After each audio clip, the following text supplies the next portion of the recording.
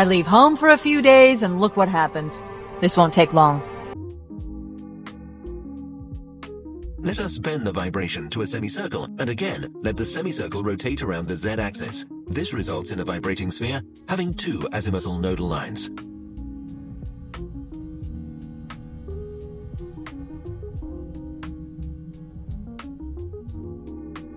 We can repeat this on and on.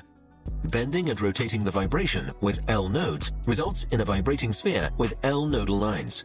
By definition, these sphere vibrations are rotationally symmetric. They are also their own reflection. Positioning the mirror plane exactly in the middle will result in an identical mirror image. L specifies the total number of azimuthal nodal lines.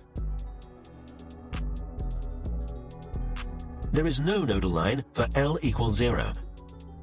There is one nodal line for L equals 1. However, this exceptionally symmetrical vibration does not reveal the full range of possibilities, because we can also rotate the nodal line on the sphere.